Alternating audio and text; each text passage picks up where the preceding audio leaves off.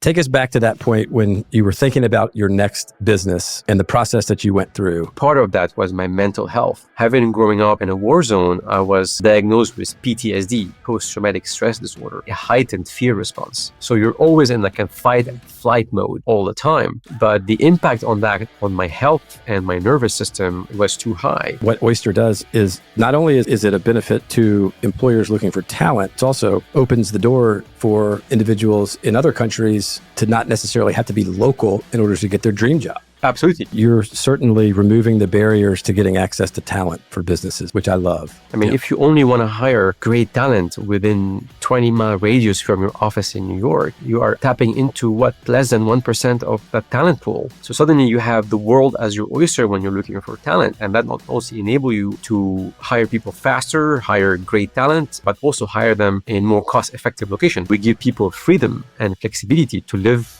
where they want to live and to have a life that they want to have. What are your thoughts on diversity and its importance and what's sort of going on in the news in the US recently? When people feel safe to be who they are, they not only will be highly committed, but their economical output is higher, their happiness is higher, their engagement is higher. I don't see any way back on this. Curious, your thoughts on AI, what it's done to the world of talent and sort of where we are right now and how you think it's going to impact this space in the next several years. Think about it. The problem we're solving is at least 180 different countries in terms of regulation, legislation, tax laws, payroll components. We are using heavily AI to accelerate our development. I think AI is shortening our product roadmap significantly. What does the future of employment look like from both the eyes of the employee and the employer? In the future, will employees be limited to working for businesses that are just within 25, 50 miles of physical location of the company they work for? Or in the future, will businesses be able to hire the best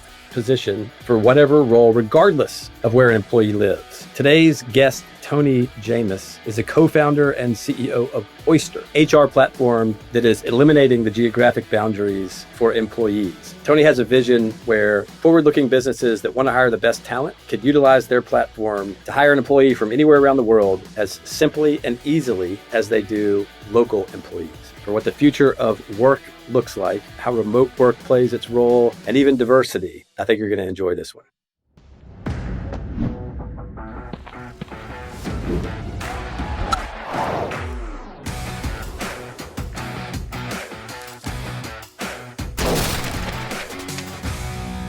Boundary Breakers is brought to you by Carter & Clark. So Tony, could you just give us just a quick little background of yourself in terms of where you were born, where you grew up, and sort of how we got here? Yeah, Brandon, I was born in Lebanon in the 1980. And when I was in my teenage years, I moved to France to study computer science.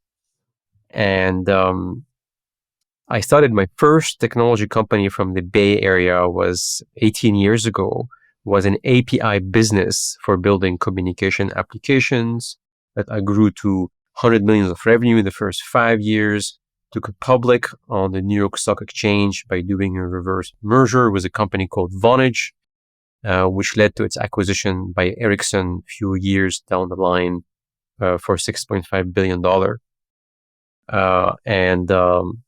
And I took some time off and I decided I want to start Oyster. And I started Oyster in January 2020. That's the summary. Yeah, no, that's fantastic. Well, so I just want to back us up just a hair. So computer science, is that something that you have always sort of had an interest in? How did you get involved in that? What's driving all this from Lebanon to France to the Bay Area? Yeah, so when I was growing up in Lebanon, actually, I was growing up in a war zone. And at that time, we had no phones, no phone network. So we relied heavily on radio devices to communicate. And I was a child, I was playing with all these devices, and I was fascinated by this technology. So when I was growing up, I wanted to really learn about this technology, and that led me to study computer science and specifically telecommunication. And that my first company was in the telecommunication space that I started 18 years ago. This is how it started. Yeah. I love it. I love it. Well, so all right, I mean, that's really helpful in terms of background. So I'm going to take us back to just before January of 2020. You had already proven you're already at that point a proven entrepreneur, have built an amazing business and had an exit, took some time off. Take us back to that point when you were thinking about your next business and the process that you went through. Yeah, so I left the business. I took a year and a half off, and during that year, I was dedicated to my well-being, and a big part of that was my mental health. Having growing up in a war zone, I was diagnosed with PTSD, post-traumatic stress disorder, essentially a heightened fear response. That, by the way, is very useful in business as a CEO, because then you're always on the lookout of risks and you're driving the organization to mitigate that risk and seize the opportunity. So you're always in like a fight and flight mode all the time. But the impact on that on my health and my nervous system was too high. So I was committed to really address that using therapy, using many methods and tools. And that led me to realize that in order for me to be on my healing journey, I needed to build something that was meaningful to me, that is aligned with my purpose here on the planet. And growing up in a country that is known to be a failed state when it comes to its economy, where I knew there were great talents there, but they didn't have access to the opportunity that we have here in the West. I mean, just to give you some data point, there are 85 million jobs going unfulfilled in the West. According to Korn Ferry, that's 8.5 trillion economical loss, roughly 10% of the world economy. While at the same time, you have over 1 billion knowledge workers that are coming online in the next decade, mostly from emerging economies. So I knew that by developing a platform, Oyster, that makes global hiring as easy as local hiring, we could not only build a big business, but also we could reduce brain drain. People, great talent can stay in these economies and can actually have access to amazing job opportunities. I mean, today, emerging economies remains emerging. Why? Because they lose their best talent to the West. These immigrants, they go there and most of the time, they never come back, and they merely send back home 5% of their income. By staying back in their communities and having access to higher paying jobs, exciting jobs, not only they can bring back 100% of their income to these economies, but also they're growing and developing professionally. Yeah. Yeah. No, that's fascinating. Fascinating. So 85 million unfulfilled jobs. You mentioned knowledge workers. I mean, was there any breakdown of the specific types of roles and tasks that sort of make up that 85 million? I think the people we hire on the Oyster platform is highly correlated with that distribution. So Okay. 50% of the people we employ on the Oyster platform are software developers. Gotcha. The rest, you have sales, marketers, accountant, finance people, customer service people. So this is how the distribution is happening today, and it makes sense. I mean, today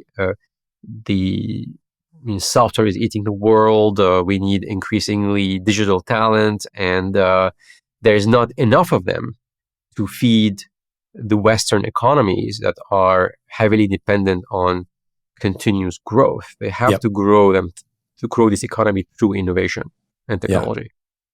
I love it. So I want to try to paint the picture for the challenge that businesses face when trying to fill these 85 million openings or opportunities, and the difficulties that arise when trying to, let's just take an example of a US-based business that would like to hire somebody in another country.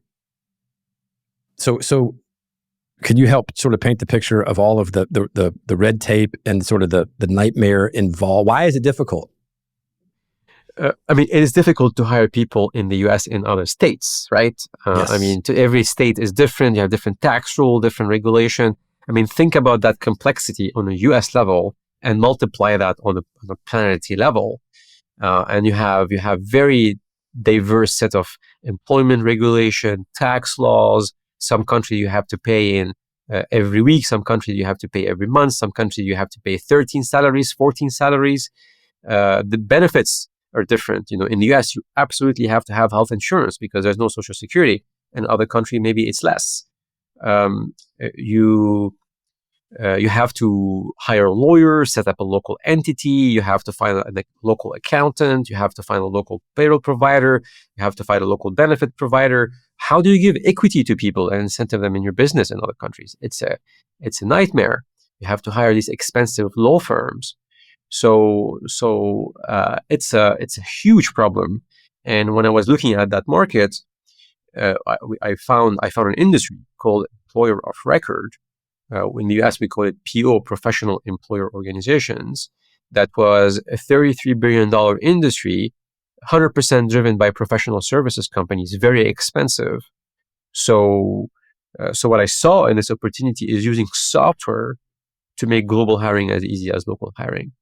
And I've done that in my previous company. In my previous company, what we've done was we had all these telecom providers around the world, like AT&T and Verizon. There's over 1,000 carrier network in the world. Each has a different protocol when it comes to sending a message or sending a voice call. So we created a platform that, from one hand, connected to all these carriers and created this abstraction layer, and from the other hand, made it very simple API for any software developer to build code. So any software developer could act like a carrier in the world. And then we created a new market and we disrupted this industry. We're doing the same for global employment. Every country is different. And so we're building this platform that it's an adapter. It talks Argentinian laws and payroll from one side, but makes it easy for a company based in, say, Canada or in the US to be able to employ people in 20 different countries with one platform, one process. Yeah. Beautiful, beautiful. So that hits home and resonates, right? I mean, the title of this podcast is Boundary Breakers, and the geographic boundaries are what's creating the challenge for large businesses that want to hire talent that might just so happen to reside within a different geographic boundary. And it sounds like that what Oyster does is not only is it a benefit to employers looking for talent, but as you mentioned when we first started, it's also opens the door for individuals in other countries to not necessarily have to be local in order to get their dream job. Absolutely. Let me give you this example of Muhammad. He's one of our customer service executives in Pakistan. He never had the opportunity to work for a Western company that really take care of his growth, give him fair pay, and give him opportunity to grow. He's been promoted twice in 3 years. He's managing a team now. Wow. That's super cool. That's a great story. Well, so tell us sort of the in terms of like the blocking and tackling is from a company's standpoint, right? They stumble upon Oyster or have heard about Oyster and want to take advantage of the platform. How does that work? Yeah, so the customer come to us when they have identified Mary in Athens. They want to hire her. She's a great software developer, but she lives in Athens. They don't want to deal with the local complexity. So they go to our platform and they create an account and they onboard Mary into the platform. Mary would receive a compliant employment contract in Greece from Oyster. Oyster employ her on our books and assign her to that customer. She would enjoy a compliant contract that's beneficial to her. She would have local benefits that are relevant to her in Greece. They can give her equity if they choose to do that. And every month we will process her payroll and make sure we pay the taxes that are due to the Greek government. So we take care of that compliance piece as well. Yeah, our mission is to make global employment as easy or as easier than local employment, so that the world looks like one employment market. That's why we call the company "The World is Your Oyster." Got it. I love it. Well, so practically speaking, how does that work if Mary is an employee of Oyster? First of all, let me say this: that's incredible, because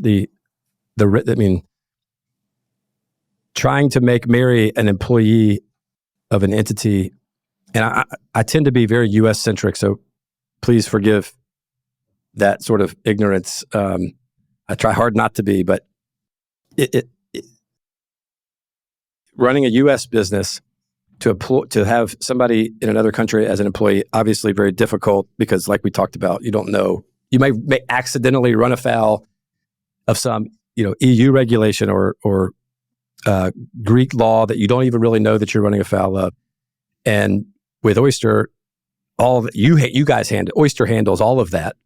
You get all the benefits without having any of the difficulties. But Mary is an employee of Oyster. Technically, yes. Technically. Now, every country has its own nuances, right? Okay. There are some country where they are more advanced when it comes to regulation, and they have like a model for this. I think the US is a good example. You have the PEO model, Professional Employer Organization, right? So some countries, the more advanced economies, they have figured out a way to create this employment leasing model. Other countries are still early days, where there's no really set regulation for this, so that would be a regular employee. But in other countries, it would be whatever this country flavor of employment leasing looks like. We would be compliant with that framework. Gotcha. Well, so I'm really interested to sort of dig into this and get your thoughts on. I mean, you're certainly removing the barriers to getting access to talent for businesses, which I love. That also can, I guess, start to present additional challenges, right? Or at least opportunities that need to be well thought out, right? Because historically, you have an employee base that, years and years ago, everyone shows up to the corporate office and works. You could have company meetings, see people face to face. You now have multinational, publicly traded corporations, billion-dollar corporations with people spread far and wide in different time zones, all remote. What are your thoughts on the challenges and opportunities that brings to businesses? Well, first, let's start with the opportunity. The opportunity is massive. I mean, if you only want to hire great talent within 20-mile radius from your office in New York, you are tapping into less than 1% of that talent pool. So suddenly you have the world as your oyster when you're looking for talent, and that not only enable you to hire people faster, hire great talent, but also hire them in more cost-effective location. They don't have to pay New York rent when they live in Buenos Aires. So secondly, is great for business because it increases the level of diversity. At Oyster, we are spread in 70 countries. We are gender equal across the board, and that enables us to also be a talent magnet. We receive 750 applications for each role open in the business because people want to work for companies that are diverse and make them successful, no matter what they are. We give people freedom and flexibility to live where they want to live and to have a life that they want to have. That enabled me to move and live in the island of Cyprus in the East Mediterranean. I'm the only employee in the company in that small island, and that works perfectly for me. For businesses, it has tremendous benefits. But there are challenges. There are challenges. So one of the challenges is how do you build an organization culture that is inclusive of this diversity? How do you create a way of working that is effective across the borders? and across time zones. We've done it. Many companies have done it, and we record much higher level of productivity and engagement from our team. We have very high numbers of retention. Actually, our retention is too high compared to the average technology sector, and actually, it's a forcing function to build a culture based on trust, because you're not seeing the person in seat anymore. So you have to build an organization built on trust to be able to operate and make people feel that they are trusted across the organization. So these are the challenges, but if you overcome these challenges, they turn into superpowers. Because today, the best talent in the world, they know that they can find jobs that gives them freedom and flexibility. So they're going to gravitate around companies that can make them successful no matter where they choose to live. I love that. I'm curious, when it comes to, I imagine that you guys have done a lot of sort of thought experience and imagination with sort of how this changes the world economy, right? The world is your oyster, and you can choose the best talent from a global pool. Currently, there are some roles that can be more cost effective for businesses to hire out of certain geographic regions of the globe. Since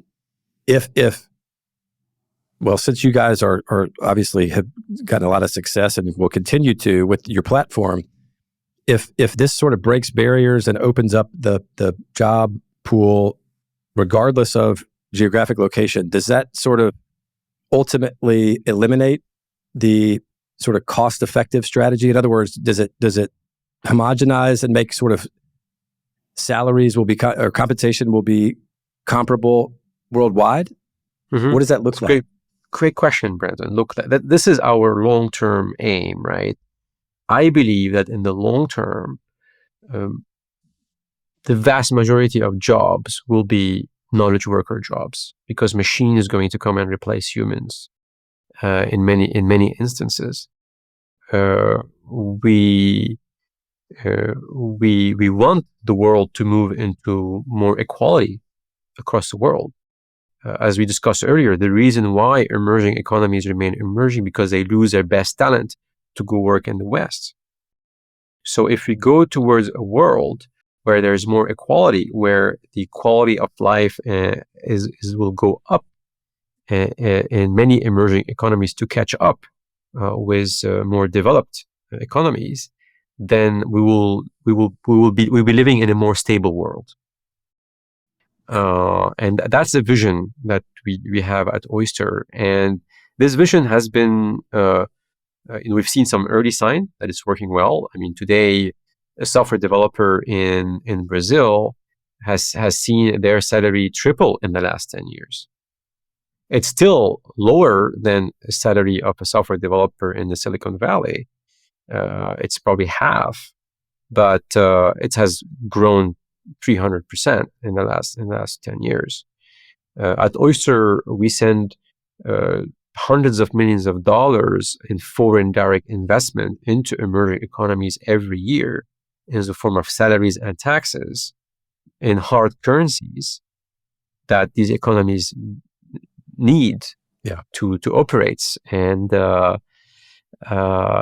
these economies, what's happening in these economies also, I mean, there's usually an unstable political system and economical system that is actually using the people to feed the people at the top.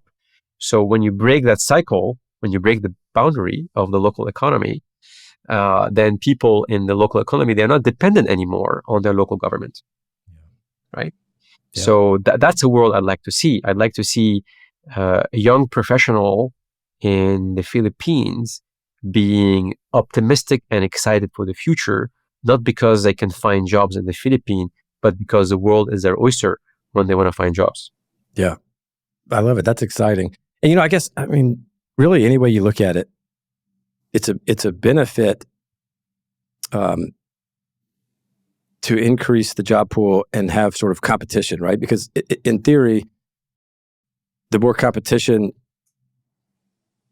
you have for specific roles, sort of the laws of economics will sort of take hold, and the compensation will be what that position deserves, right? Supply demand. Right. It's going to take care of that. Totally independent of where that position is actually executing from. And so I imagine from the business side of things, in some cases that will be, beneficial from that front, right? Like if there's more applicants in the pool for job X, then there's a higher probability that what the market demands for compensation for job X is where it should be, right? So more transparent market for sure. There you go. That's a far more artful way of putting it, instead of me struggling with some word salad to get it out. But so that's that's pretty incredible if you think about it, right? So if geography no longer matters, then just based on the location where you're born, will not unnecessarily prohibit access to high-paying jobs. And then on the flip side, businesses have a larger pool from which to select from and have more numbers to have the supply and demand sort of set comp where it needs to be, instead of it being, set too high because of the lack of talent or too low because of, some type of taking advantage of a particular geographies. I love that. I think that's. There's a point in the future where we're going to get to that point, and we're going to get to that reality where we have more equality in terms of jobs across borders. The question is how fast we're going to get there. And the world tends to move 2 steps forward, 1 step backward in cycles. Yeah. But this is the direction of travel. We did it with commerce. Commerce now is global. 50 years ago, commerce was 98% local. Yeah. Now it's like 50% global. Right. We've done it in telecommunication. 100 years ago, you had local communication in each state. Now you can send a WhatsApp message across the globe but get there in milliseconds. Yeah. So it's going to come to the labor market. And it's going to come to, I believe, in the future organization or businesses will incorporate in jurisdiction that are easy to deal with, maybe tax efficient, and then can employ people anywhere on the planet and be independent from government structures that are designed to control people based on the local economy. Capital now is global. Yeah. Yeah. You can click of a button and you can move billions of dollars across nations. Yeah. Pretty unbelievable. Pretty unbelievable. So there are two particular topics that have driven lots of headlines in the U.S. in the last, call it, 6 to 9 months that I want to get your thoughts about. The first is just remote work in general. I know with the pandemic, obviously that drove a lot of remote work, and from my perspective, there seems to have been a little bit of a sort of a backlash to some of that recently. Some big companies mandating that you got to be in the office 5 days a week. I think the U.S. federal government recently is requiring everyone to come in. What are your thoughts on sort of what's driving that, and is that the right? What's happening there? Well, at first, I want to say that remote work has quadrupled since the time pre-pandemic. So it was around 10%. Now it's like maybe 30%, 35%. And that's a huge, huge shift in how we work for a big part of the remote worker, the knowledge worker population.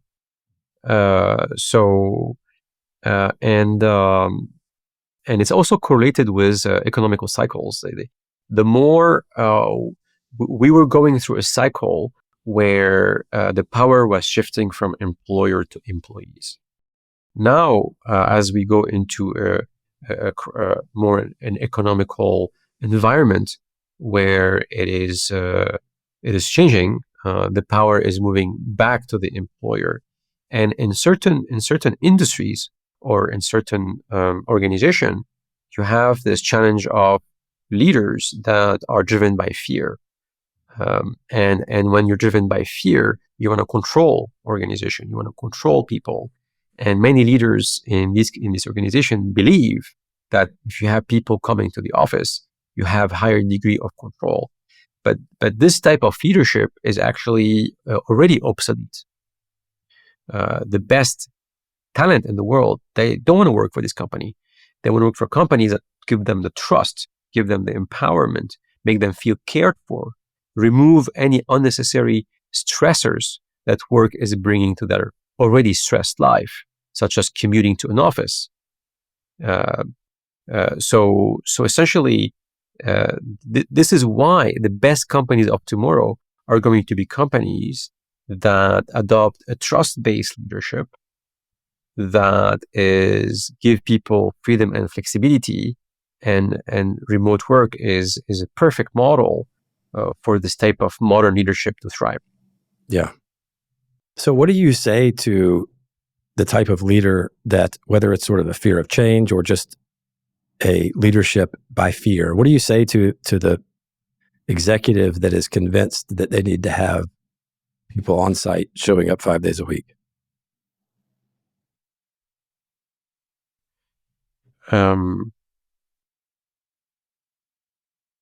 My message to them is to experiment, is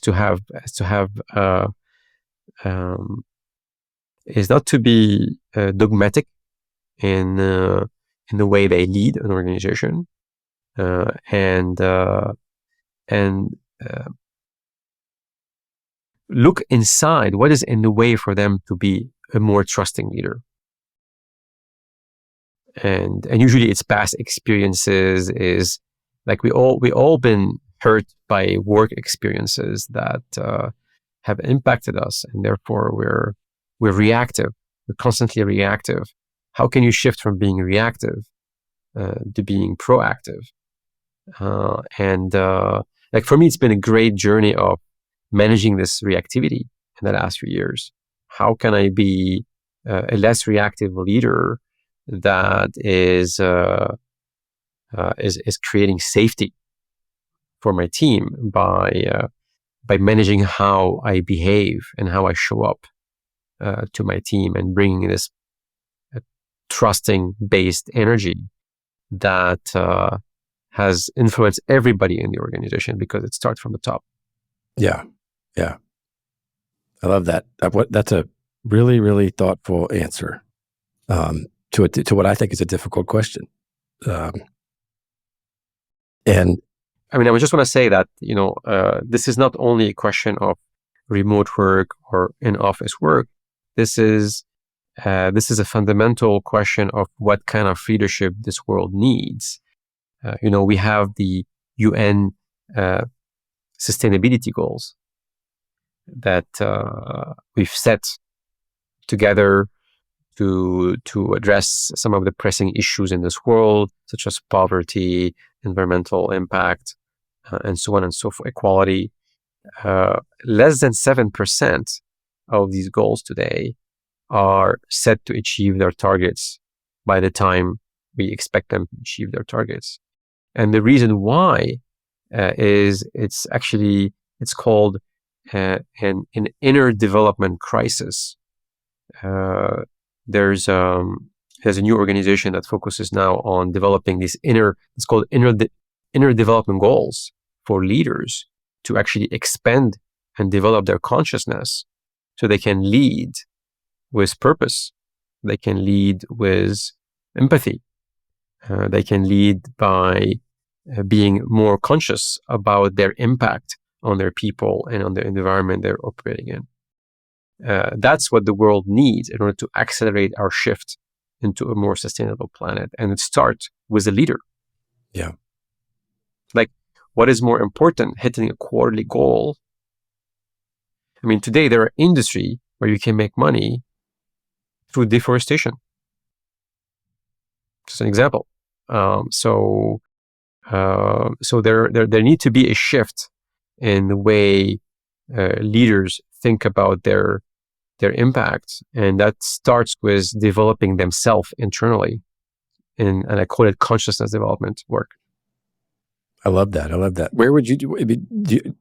I don't want to catch you flat-footed, but where would you direct if somebody, if the leader wants to learn more about that or is more interested in sort of that inner development, work on the consciousness part of who they are, so that they can then direct that energy outward? Do you have anywhere that you could direct them to sort of start on that journey? Well, first they have to be in therapy. Every leader has to be in therapy. And secondly is about managing your reactivity. So that's platforms like mindfulness, meditation. You work on your body, exercising. How can you be clear and clean inside of your mind to be able to make decisions that has major impact on people? Yeah.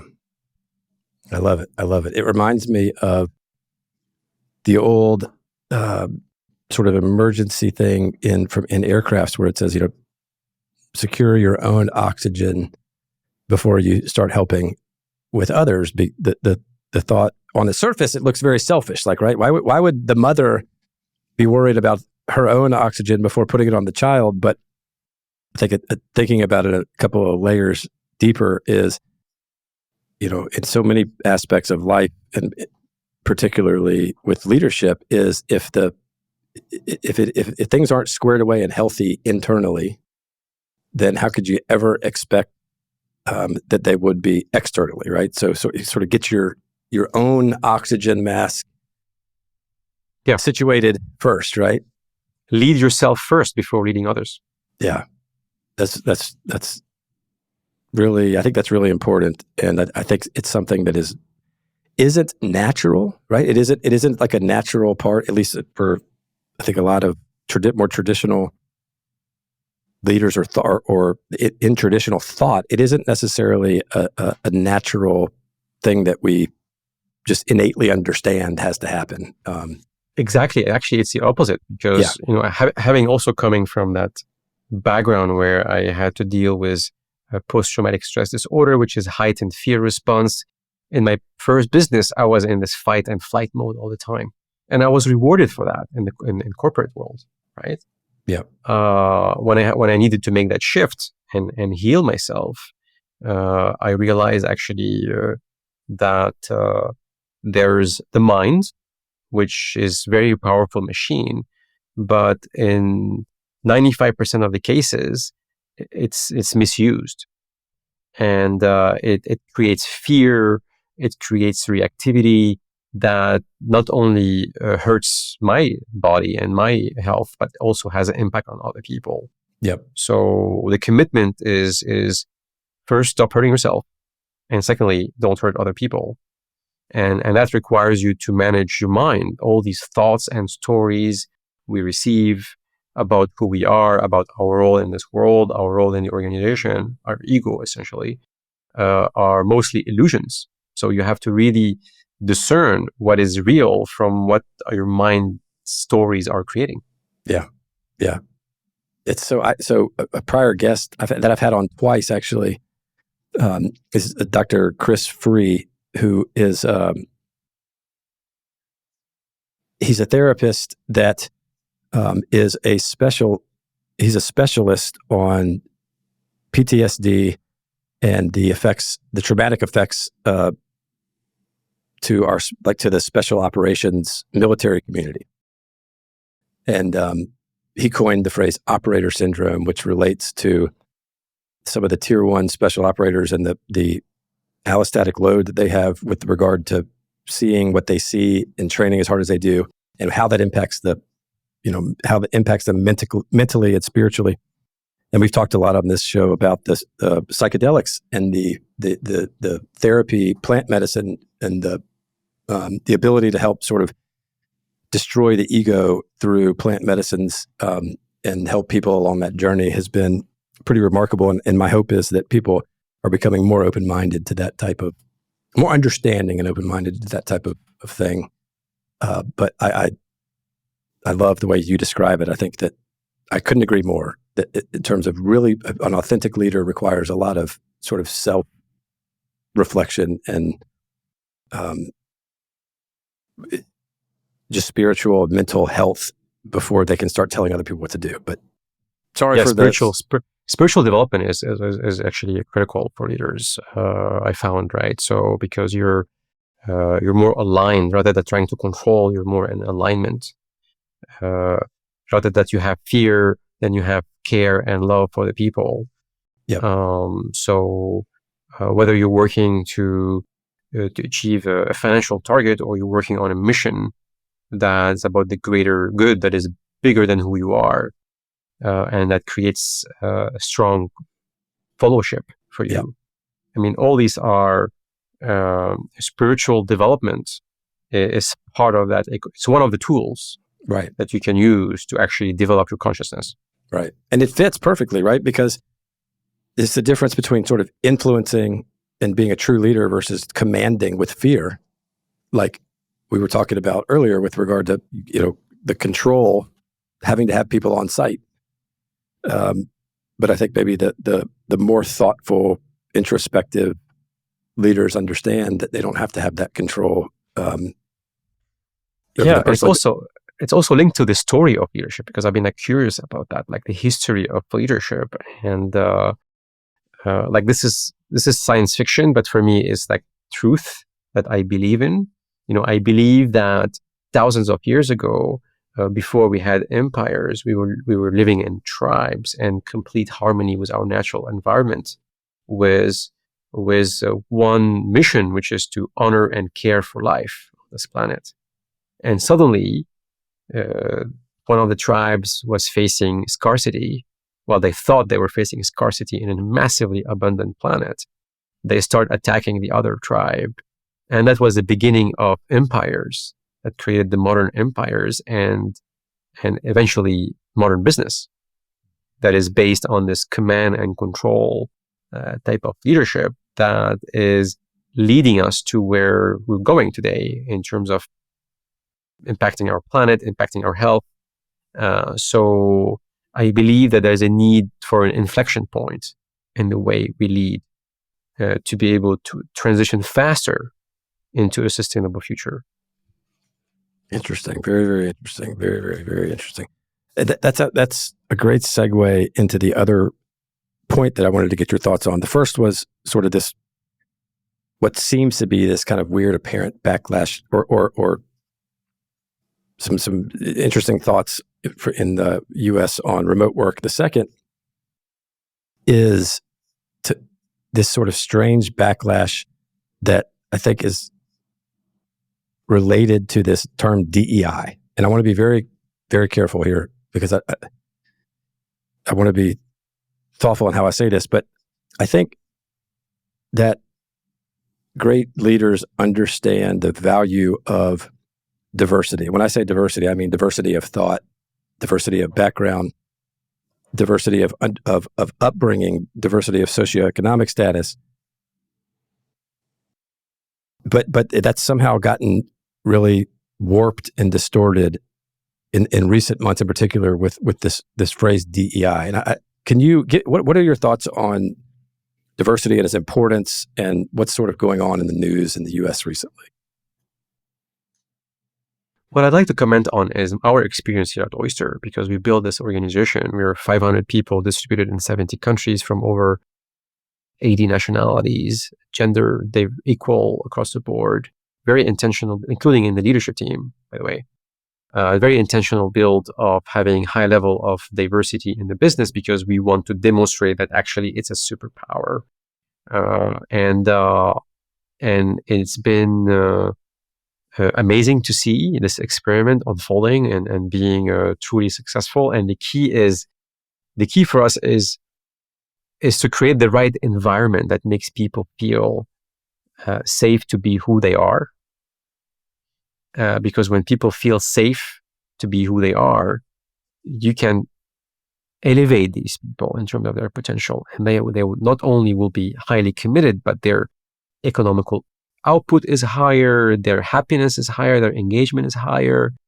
I don't see any way back on this, right? I mean, when we tasted the power of hyperdiversity, it becomes very difficult to go back to anything homogeneous. Yeah. Yeah. And that's, sort of almost pure data, right? It's what you guys have found based on the experience, not an opinion.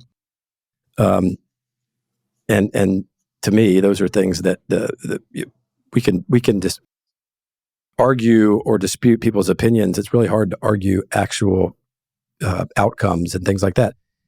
And look, for what it's worth, to me, look, I grew up, was born in Atlanta, Georgia. I've grown up with a certain experience. My life experiences are very different than others. If we got a bunch of people that have sort of experienced the exact same life that I have, and all looked at a problem to try to figure it out, we're all looking through almost the exact same lens to try to figure something out. That's not helpful. I mean, just take you and I, for example, you having grown up in Lebanon and experienced what you experienced and scratched and clawed and fight and become an entrepreneur. I'm certain of it. If you and I were to look at a problem, we would have very different perspectives and suggestions about how to potentially solve it. And that is the beauty of diversity, in my opinion. But it somehow gets politicized into this. I don't understand where the sort of line is between it gets politicized into this bad thing, and what we can do to try to delineate this political crap with, we're just talking plain business 101 here. I mean, it's human to human. Right. I mean, what we realize at Oyster is that these differences that we thought are there across cultural differences, whatever, actually, they exist only in our mind as an illusion. And when you have people, you are in a hyper diverse environment, these barriers dissolve themselves. And then you start seeing a human as a human without any labeling. And this is where the power is. People, you tap into some much bigger potential of people when they don't feel judged. Yeah. For who they are. Yep. And it's a sensitive subject that a lot of people are very passionate about. But I mean, look, to me, it's pretty darn simple. I mean, just take my wife and I, for example. We're polar opposites in nearly every imaginable, measurable category. We can look at the exact same thing, and what her thought or whether it's a potential solution or a conclusion or what to think about it is always going to be very different than mine. And that's the beauty of, we're all just sort of a combination of different experiences.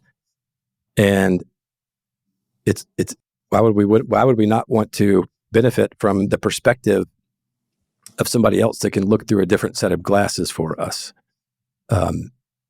And I'm hopeful that the power and the benefit of what comes from diversity of thought and diversity of individuals can be celebrated and harnessed for the benefit that it is, as opposed to some type of negative spin. And based on what you guys have done, you have 500 employees, 70 different nationalities. And it seems to me have better than anybody I've spoken with have sort of harnessed this, like you say, the superpower of diversity. What do you think your business would be like if everybody came from the same sort of socioeconomic, is it the same set of experiences? We would be making maybe faster decisions, but worse decisions. We would be maybe creating more volatility in the system. Interesting. Here, because diversity give you also resilience. Yeah. In the system, like nature thrive on diversity because it's a more resilient ecosystem. So if you're building a short-term business, maybe you want to go fast, homogeneous approach makes sense. But if you want to build an organization that can last long and deliver real change in the world, you need to bring everybody with you. Gosh, I love that. I love that. This is all fascinating, and I could sit here and talk to you for another 3 hours about this stuff. But I've also want to be very respectful of your time. I have sort of one final topic / question, and it relates to artificial intelligence in this space. I'm curious your thoughts on AI, what it's done to sort of call it the talent, the world of talent, and sort of where we are right now, and your thoughts on what you think, how you think it's going to impact this space in the next several years. Look, we were the first to launch our AI instance a year and a half ago, and it's infiltrating every part of our business. Everybody is using AI right now, not only for our customers, where we give them this opportunity to interact with our platform through machines. What used to be require a human connection or human interaction now is instead of using AI now, which means that human connection is focused on the more critical things, the thing that really require human connection. So we're elevating the connection to where it's needed, but it's also improving our efficiency across the board. I mean, think about it. The problem we're solving is at least 180 different countries in terms of regulation, legislation, tax laws, payroll components. We are using heavily AI to accelerate our development. I think AI is shortening our product roadmap significantly. Yeah. So I found that AI tends to produce a lot of fear because there's sort of this unknown, not unlike what we've been talking about with the control and how is this going to impact everything.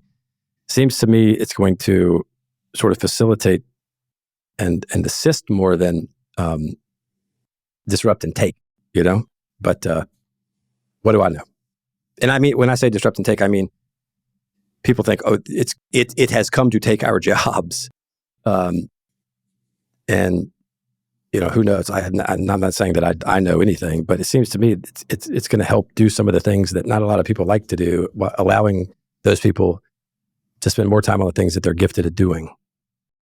Our job is changing, right? So our job is changing to learning how to interact with the machine, how you and the machine are one to provide higher level of creativity, fulfillment, and output. Yeah, I love it. So if there's a business listening or a business executive listening,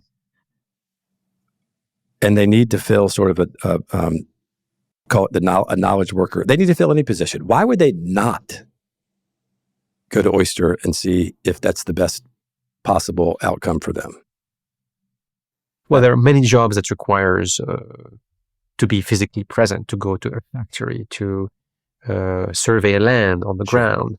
So, these jobs are going to remain location dependent. But for the other jobs, the knowledge worker jobs, there's no reason why they should only look within 20-mile radius within their office. At least in 20 years, it's going to be in evidence. Yeah. And I imagine when we look back that we'll see Oyster as the trailblazer that help break down the barriers for geography. I love it. And it's an honor to have you spend some time with us today. To wrap up, I want to ask you one final question. If you had the chance to travel back in time and talk to the Tony that was thinking about your next move, say maybe the summer of 2020 or before then, and you had a chance to go back and talk to him for a couple of minutes, knowing this journey that you were about to go on, is there anything that you would want to make sure that you told that version of Tony that you've learned along the way?